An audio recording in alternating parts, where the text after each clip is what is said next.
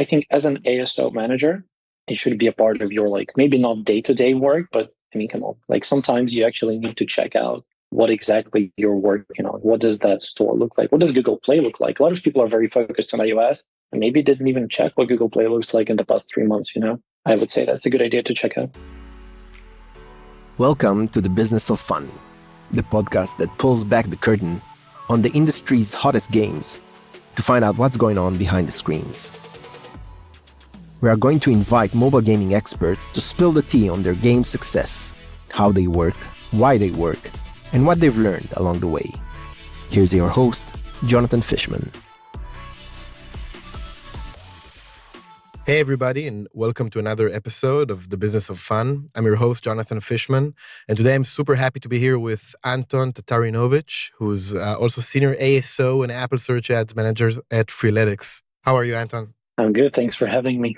Sure. Do you want to introduce yourself a bit and walk us through your path in the weird world of mobile marketing? Yeah, absolutely. So yeah, I now work as a senior ASO and Apple Search Ads Manager in Freeletics. So basically taking care of all things app stores there for the past, I think, like 3 to 4 months. I kind of started in mobile growth. I was checking my LinkedIn to remember in 2017 as a sales manager in Splitmetrics, which is the A/B testing tool and also the Apple Search Ads management tool. And there in the company, I kind of slowly graduated to the marketing manager and then head of marketing. And we were just discussing before we started recording that. I mean, it's funny that we were like competing directly, but even more interesting, we were like competing, like we were working in competing companies at the exact same positions, I think. So it's like as direct as it gets, right? Yeah. So for those of you who don't know, so before I joined Zynga and Charboost last September, I've worked for like 6 years at a company called StoreMaven, and Splitmetrics. Both of these companies were started their ways, at least with A/B testing for App Store product pages. And me and Anton both led marketing basically for the same company. So for a company in the same space. So it's the first time that we're creating that bridge.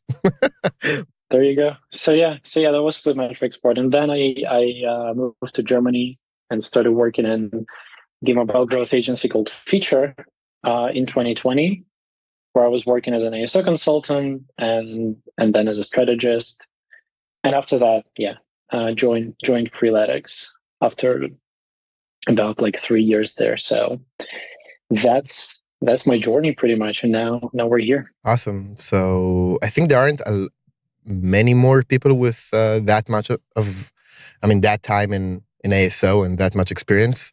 So it's pretty cool to pick your brain. Our podcast is mostly focused on the business of games.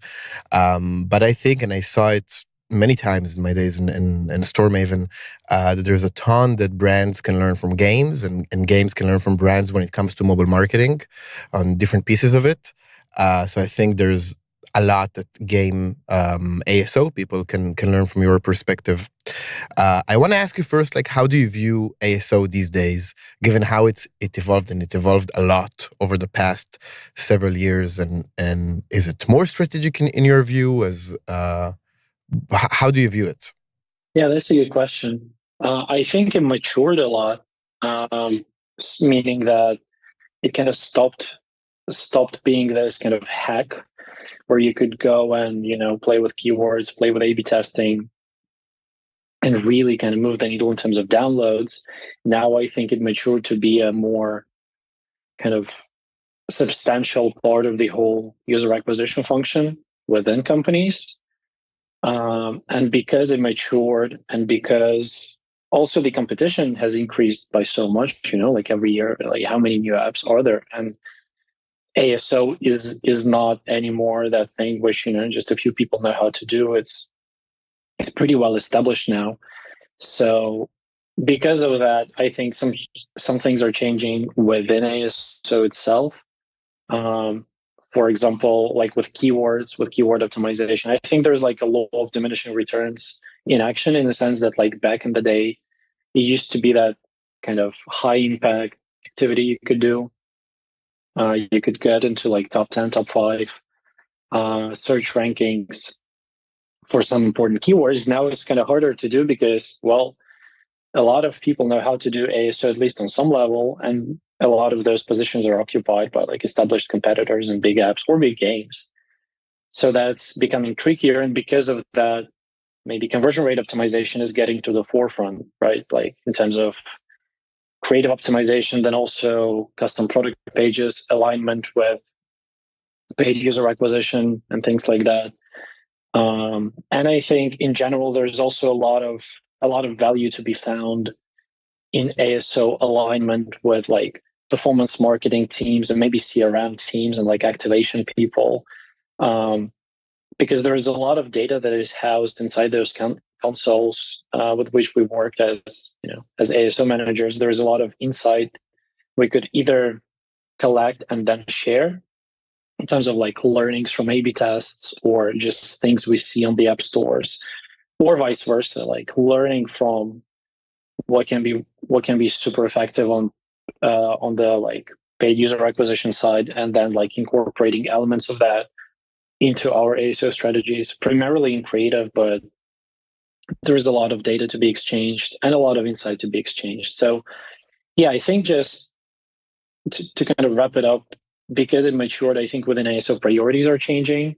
It is becoming this like embedded function in many large brands and companies, either through just hiring ASO people and working with agencies.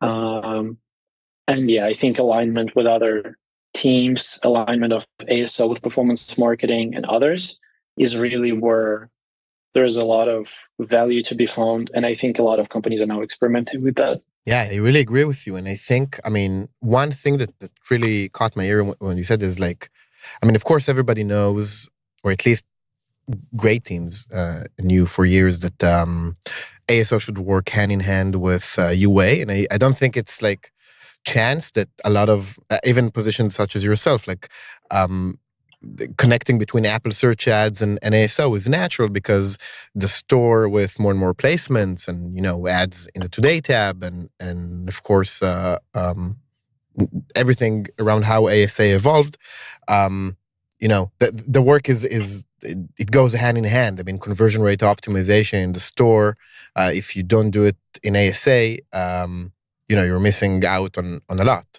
It's more than just like targeting and bidding and all of that. So the person in the company that usually knew the most about creative optimization was, you know, the ASO person. For some teams or maybe larger teams that had a creative strategy function, maybe those folks knew as well. But like ASO held most of those skills, especially in the store. But you also mentioned the connection between ASO and activation folks and basically working even more with the product and I think that's a great piece that I wanted to expand on. I'll just share one thing that I saw recently. It's a game called Monopoly Go, and that game when it launched, I believe they used you know, like for those of you who don't know, one of the ways to test concepts and even the pre-launch phase is to run a UA test where you drive users to like a mock app store page. I'm not sure they did that, but they did test a ton, I mean, hundreds and hundreds of different ad creatives in that phase with, I believe, dozens and dozens of different value propositions.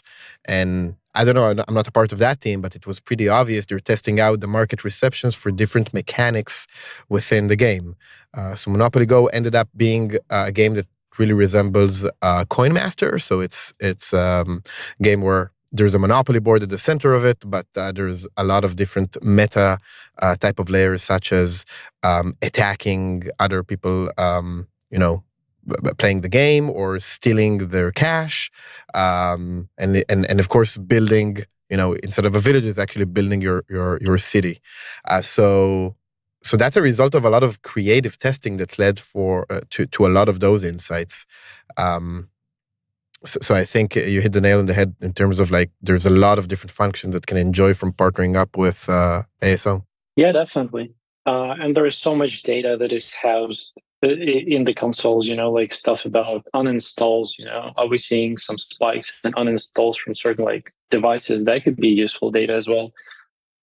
And that is something like ASO managers are working with. There is like, it can go all the way to like really kind of niche things where, for example, like back in Feature, we were exploring this possibility. It's technically possible to adjust your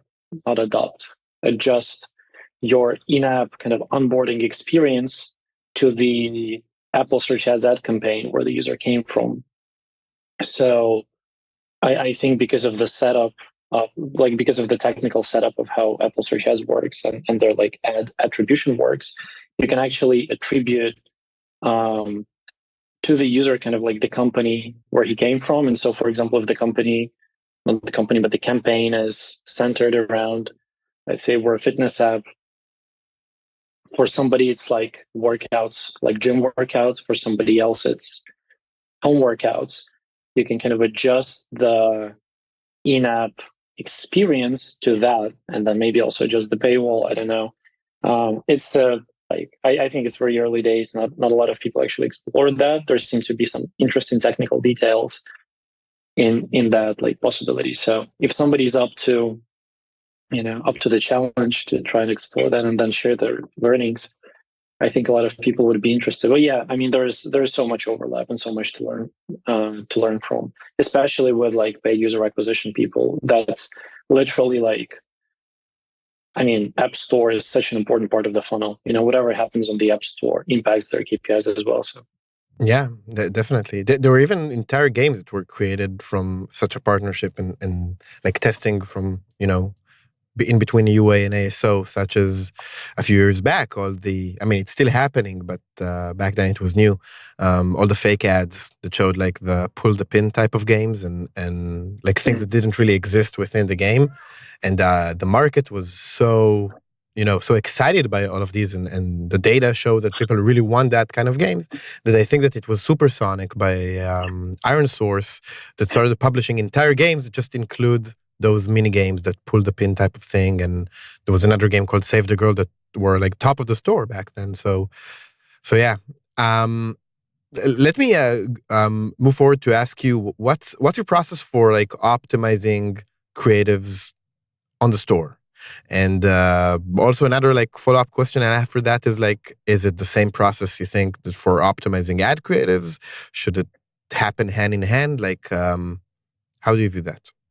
yeah, I think like if you try to look on the internet for any kind of framework like conversion rate optimization, they're always pretty much the same in terms of the steps they contain. It doesn't really matter for games or for like apps. It's usually the research. Then based on the research, you come up with certain hypotheses which you think can increase your conversion rate because of something you found in that research. And then you basically prioritize your hypothesis from the most to least impactful. Then you test them, whatever your channel is, and then you iterate. And that process is sort of like, it's a cycle and it really never stops, because you either always want to increase your conversion rate, so you test because of that, or the world around us changing, so you just need to keep up, with a trend or with a seasonal event, with your competitors, whatever that could be, or the company itself changes. Sometimes you do the rebrand, and then you need to figure out, okay, within that new brand identity, what should we look like to also keep converting users at the same or better rate? So this is, yeah, that process really kind of never stops, and the foundational steps are usually the same. In terms of, if you go more specifically into like ASO A/B testing and trying to find something which I think could be relevant for games. I mean, I worked mostly with like apps and big brands. I only had a few gaming projects, but some things which I think are important would be, I already said, start with research. Every framework like that, you want to collect as much insight as possible, based on which you would then come up with a hypothesis. And within that research, I would say that I would start with your own kind of value propositions, your own user research, your own features, and not necessarily looking at competitors. I would sort of try to deprioritize competitive research a little bit. Back in Feature, we were like interviewing a lot of ASO people, and usually when you ask like, okay, what's your process for conversion rate optimization? They're like, well, first I look at the competitive landscape and what competitors are doing to figure out, what we could test. And I don't think that is entirely correctly, because first of all, if a competitor is doing something, it doesn't mean that it will work for you. It doesn't even mean that it works for them. Like you don't really know their numbers. You might not be converting that well.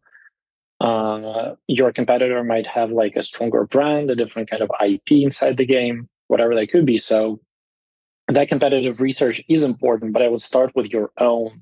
Like, your game better than anybody else. You know what's great about that game. What is the most engaging, feature or IP, or like why people are likely to download that. So I would really, really start with that and try to put the competitive research, still important, but like priority number 2 after that.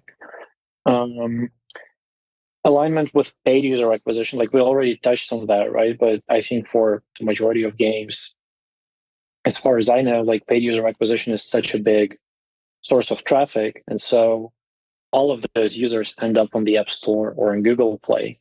And every like 0.5%, 2% of conversion rate, of like extra conversion rate you can find on the App Store stage of the funnel, it would translate into, I guess, more efficient like budget spending of the funnel. So performance marketing teams should also be happy about whatever works on the App Store side. So that alignment would be, I would say, critical.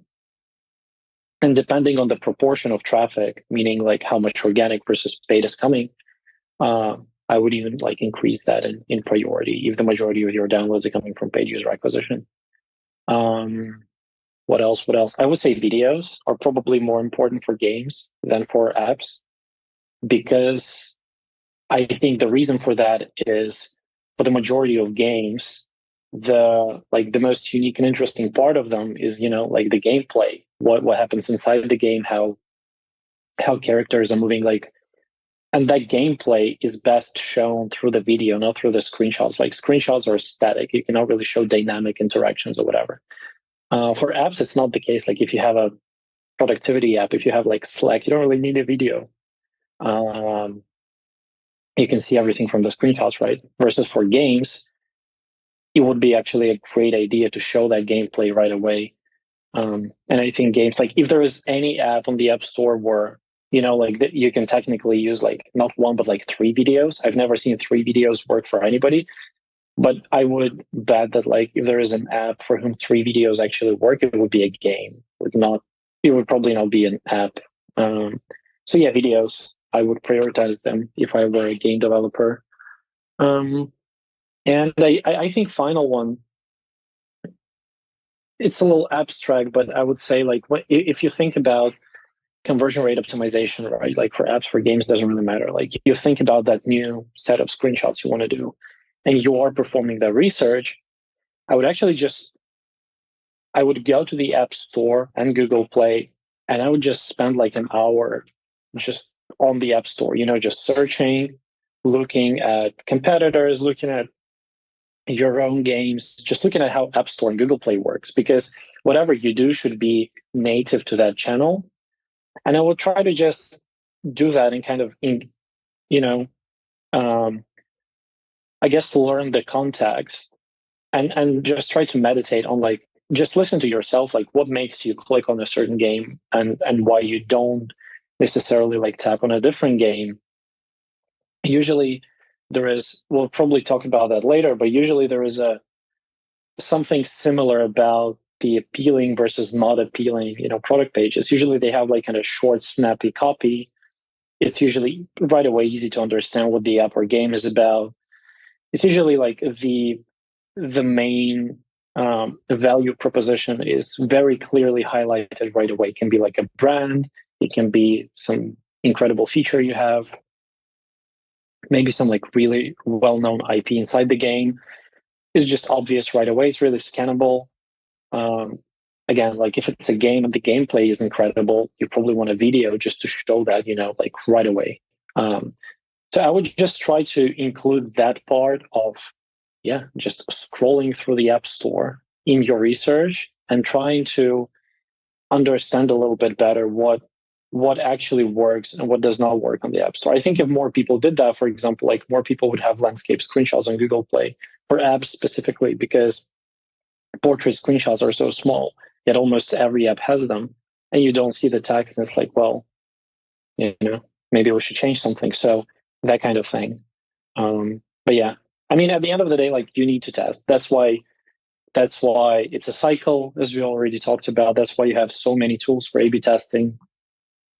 Like however many best practices you have, like nobody knows for sure. Like sometimes even the best ideas, which like everybody agrees should work, they don't work.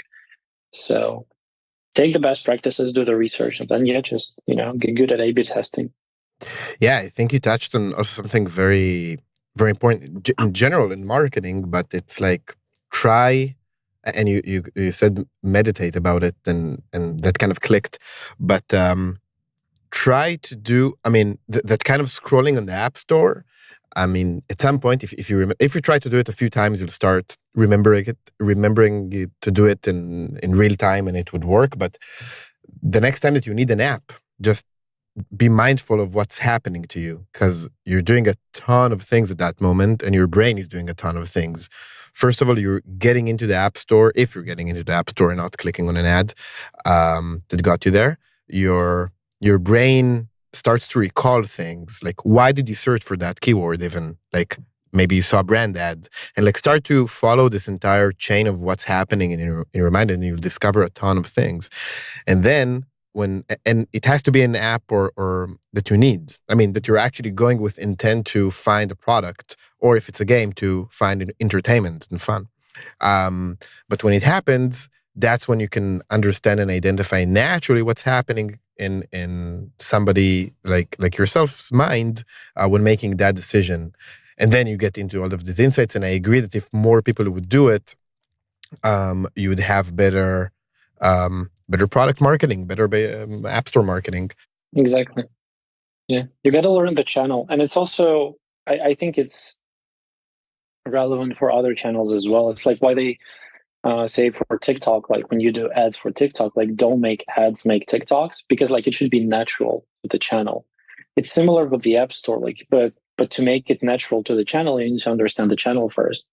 And so yeah, definitely spending some time on the App Store. I mean, I think as an ASO manager, it should be a part of your like maybe not day-to-day work, but I mean, come on, like sometimes you actually need to check out what exactly you're working on, like what does that store look like? What does Google Play look like? A lot of people are very focused on iOS and maybe didn't even check what Google Play looks like in the past 3 months, Yeah. I would say that's a good idea to check out. Definitely. And then, if people would do that, they would suddenly understand that what happens to them when they see portrait screenshots on Google Play, for the most part, when they're super small, is that they just tune out. They didn't even notice that they skipped, but they skipped because their brain wasn't willing even to give it like half a second of trying to make an effort, because why they would care? It's like just one app out of a billion. And if somebody did spend some time on that, it's only because they remembered the brand and they somehow identified it from the title or from the icon. And they had some positive affinity to it. All right, I want to ask you a bit about, let me think. All right, so there's a ton of new features on the App Store that started to come out, I think, with about a year and a half ago, more than a year and a half. Almost 2 years now it's going to be. Custom product pages. Google just had their developer conference and announced a ton of features as well. And there's A/B testing on the App Store for that. If set up correctly, it could be just for organic traffic coming in through browse and search channels. What are your thoughts about this, and mostly around, I mean, my interest is like in personalization, like the holy grail of like, even, I also think back on like 2017 when I started in this industry. and the holy grail was always like, there's so many learnings we have from ASO testing and A/B testing. Like, this audience likes that better, and this audience would convert way better on this type of messaging, but we couldn't do anything about it because there was one app store. And it seems like the development from both stores, at least, I mean, the App Store and Google Play, of course, they go into a direction of like having a storefront for very specific segments. I think Google Play is more advanced in it, but with custom product pages, Apple is also giving you that that functionality. And this entire trend sits on top of another trend that is really strong, which is the deprecation of IDFA that happened a while back, that pushed user acquisition and performance marketing towards more contextual campaigns, and to think more about the audience that they're targeting, and if it's advertising for games, so in which genres am I advertising, and what creative is going to convert that type of audience. And the App Store is telling us the same thing. So what's your take on all of these features? Do you think that like the future is in creating many different funnels for many different audiences? To the an extreme of that would be like hundreds of different store pages. Yeah. I'm not sure about hundreds, but definitely. Now, that's like custom product pages are probably the most important, like on average, the most important new feature they released in the past few years. I'm very excited about that personally. Like when they just released custom product pages, we pretty much started testing and like trying to figure out how to use them right away. They are very important in terms of that personalization, which you were just talking about. Like if something resonates with a user on on Instagram stories, where he sees an ad, there is a certain expectation which is already established, and it used to be that users would be then coming to the product page on the App Store, which is sort of like the golden middle, which is the fitting for like paid user acquisition users, but also for organic users, also for people coming from featurings, social media, you name it. And yeah, without personalization, it definitely opens a lot of possibilities. I mean, on Google I/O, I think Google actually like invests in that even more now. They announced those like groups where you can group custom store listings by theme. So that's exciting. I would say one thing about custom product pages is like it's an optimization tool, in a sense that if you don't really have a lot of traffic coming in the first place, custom product pages will probably not be very effective. So I would only start using custom product pages when you have like a fair amount of budget and traffic behind a certain channel, which drives enough users to your App Store or Google Play product page, where like enabling a custom product page would then make sort of sense, and you would see the actual impact. Yeah, and I think on the Google Play side, I mean, it's the way that they tackle it is a bit different. I mean, they do have custom store listings, but they also have like different page types. I think now what did they announce? It was for inactive users that they're going to have a page for. That was the thing? Yeah. It's for inactive users. And you can also do for like new and returning. You can split that. I mean, you can go all the way to just having like a custom store listings for returning users, which says just like, welcome back, and try to test that. Maybe it works. Yeah, I think, I mean, again, if you're running ASO for a game or for an app, I think that this is another huge opportunity to basically get insights from other teams as well, like the in-app behavior as well. That could also be be baked into your prioritization of personalization. Maybe there's an effect, and I saw it in many different experiments, so I'm sure that this exists. But between the kind of expectations the user that you set for the user before they install with the ad and the type of in-app behavior they'll have, which would affect their LTV basically, because there could be that you're highlighting a certain part in the game, and then that user would be really excited about that. That was one of the main reasons why they installed, even if it's a certain IP, by the way, a character, and then they would start looking for that in the game, because that's one of the reasons that got them to install. Again, those mini games are great examples, because I think Playrix is doing it in a really good way. I'm addicted to Gardenscapes for too many months, but it's like, if somebody installed it because of the mini game, you're kind of playing the levels. They now actually do it quite often, but it used to be that you play the levels and you kind of wait for when that mini game would pop up, which happens once every few. You need to play long sessions for. So just setting that expectations with the store creatives, I'm 100% sure that it affected the in-app behavior, and then of course eventually revenues. So that's pretty cool. Yeah, I agree. And there is like a lot of flexibility, on the App Store. Like you can create custom product pages for many contexts. It can be like for a seasonal campaign. It can be for a specific type of user. It can be for a specific marketing campaign. So there are like many opportunities on Google I/O. Google teased sort of like once again that it would be possible to natively connect custom store listings with Google ad campaigns, which is exciting. I think it was like kind of teased for like over a year now. But when that rolls out, that would be a major release for a lot of publishers who invest in Google Ads.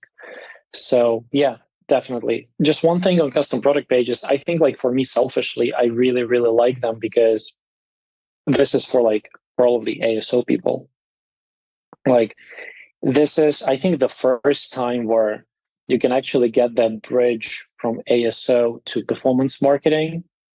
And like, if you're an ASO manager and if you want to grow into kind of a more well-rounded paid user acquisition expert, or just like marketer, before that, ASO was sort of isolated. And you needed to kind of like, do a lot of work to convince people why it's important and what are you learning. And you had to do a lot of things. Now with custom product pages, you can put like the money KPI on whatever you do on your App Store page. And now, all of a sudden people start listening. And then there is a native connection with Apple search ads. So through custom product pages, you can get the foot in the door and, maybe start doing ASA and then maybe other performance marketing channels. So if that is like, I personally really, really like that because it just opens a little more, I guess, career opportunities for ASO people. But that is definitely a very, very important release. I think one more important release, which at first I wasn't skeptical about, but I did not look at it as like a big priority, is in-app events and promotional content on Google Play and in-app events on the App Store.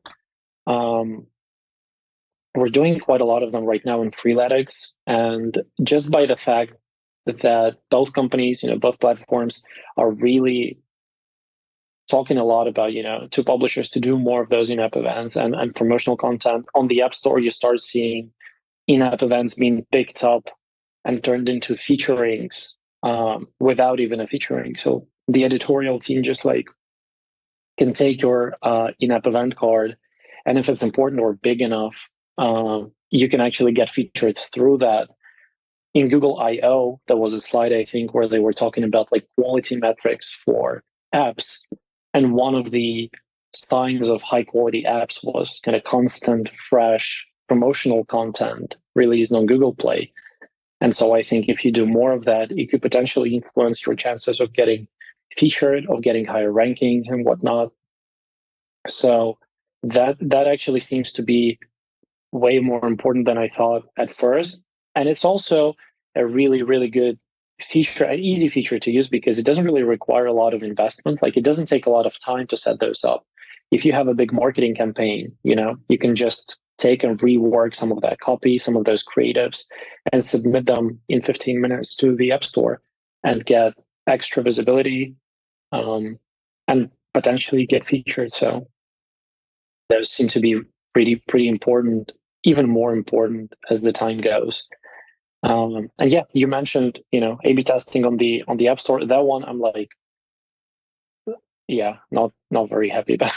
Nobody is. Nobody is. Everybody was super excited about it when they announced that, and then when they released it, and yeah, it's pretty difficult to test on the App Store.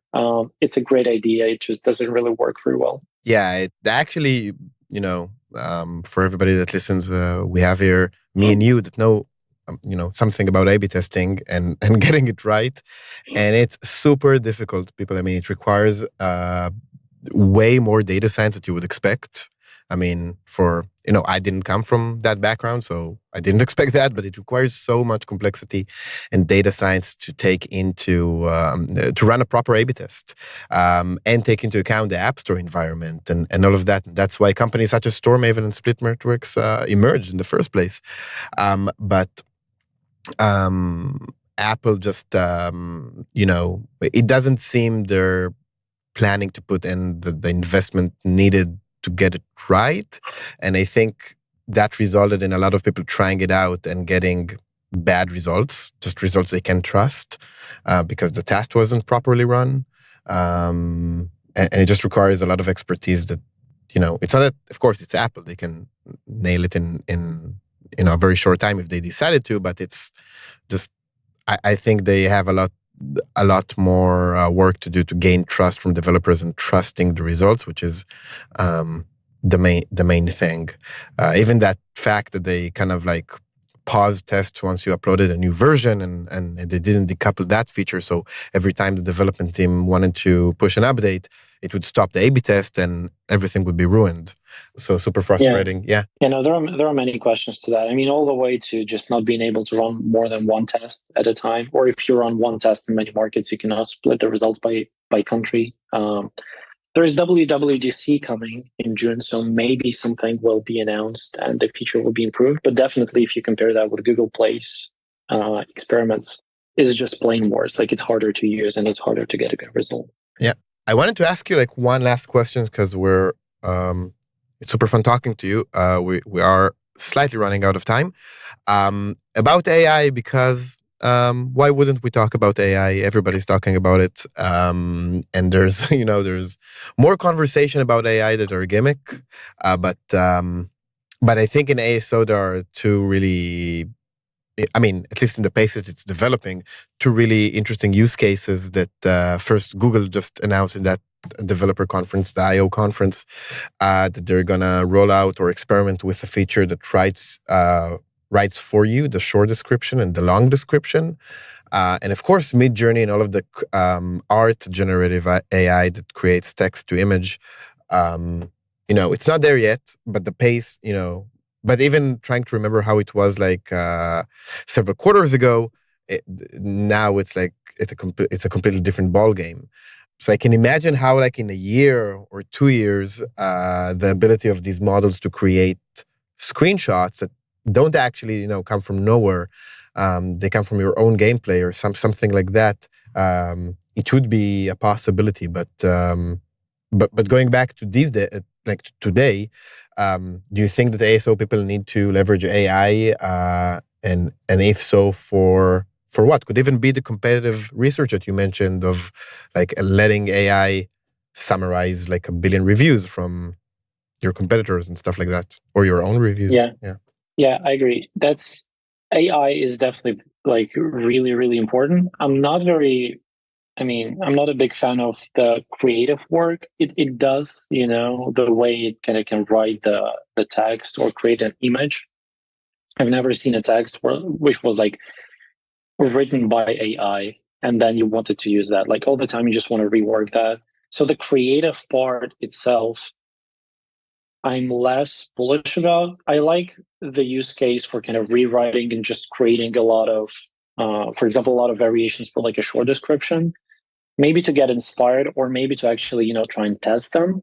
That I can see how it can work. Creating kind of full copy, which is compliant with the brand guideline, which is creative enough and compelling enough. I would at this point, I would not be trusting that.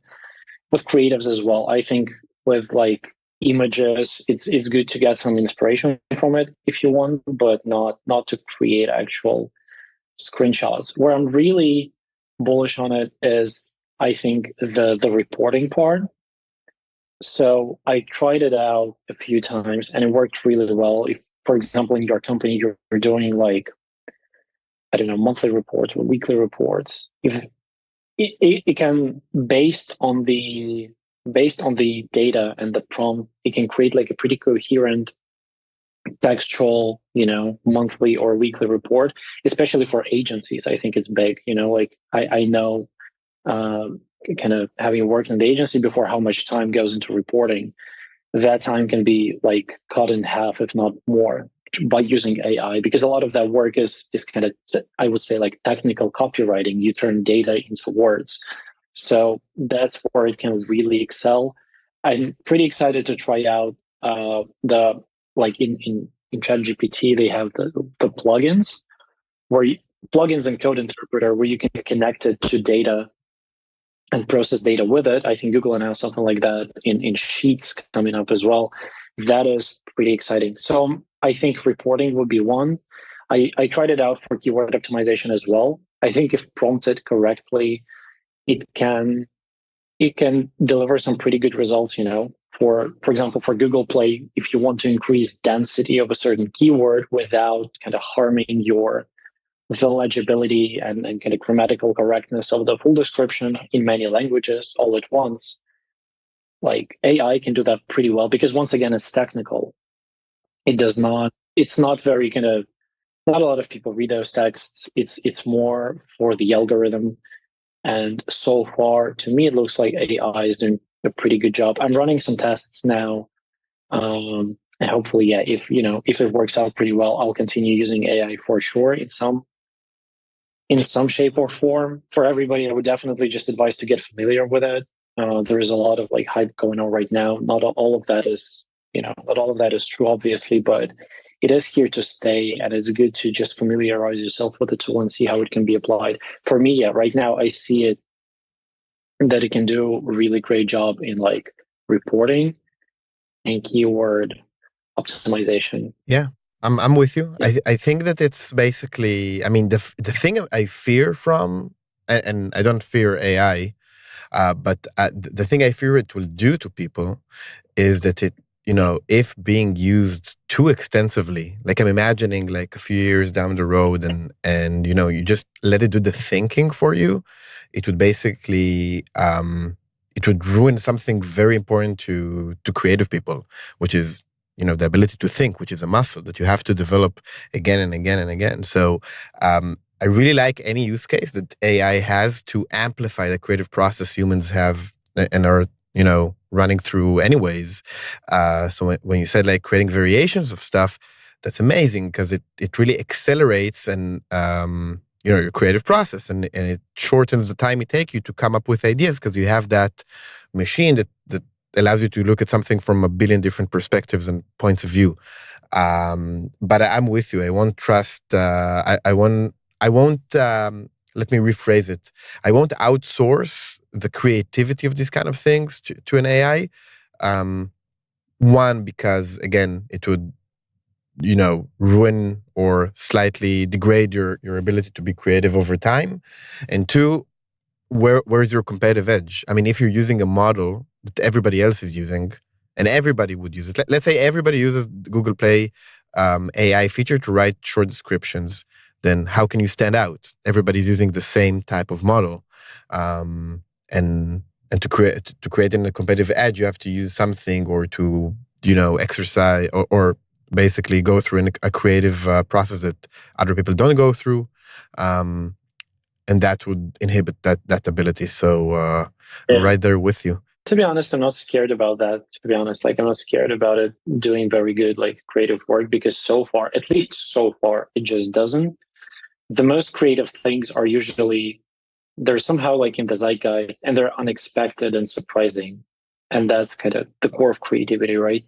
And usually, like right now, what AI does, it does a really good job based on a really good prompt. So it at this point, it cannot really go and take inspiration from like like, I don't know, like sports, if you're in like productivity. It cannot take inspiration from some absolutely unexpected things, something that actual designers and actual, creative people and pretty much all people do.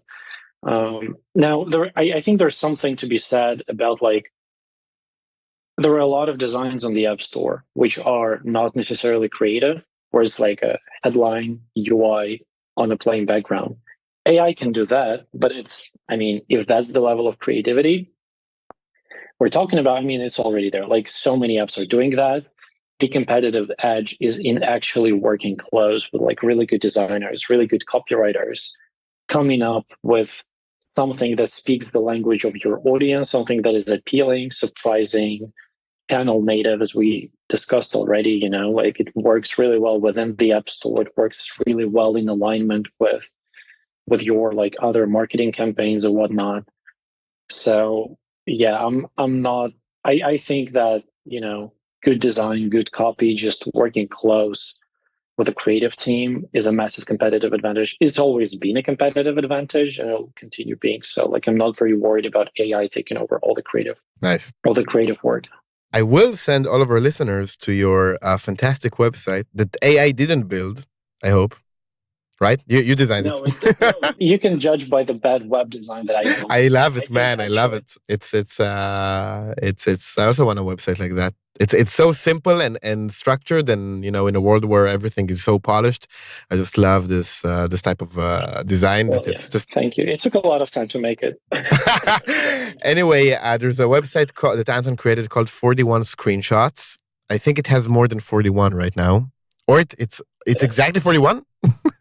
It has actually if you count the apps, it actually has less than 41, but I'll be adding them. Like it'll be way more than 41, like very, very soon. But yeah, the website is called 41 Screenshots, 41 numbers, and then screenshots.com. Check it out. A lot of inspiration for ASO people and designers out there. That's where you can see stuff that AI can't make.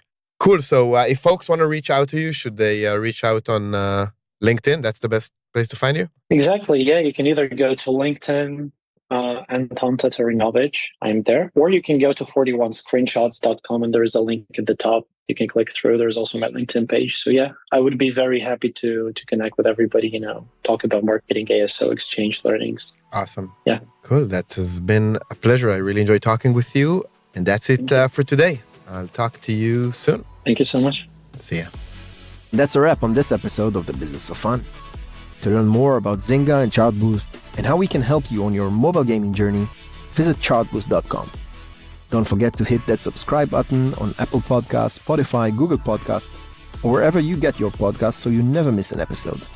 Thanks for listening.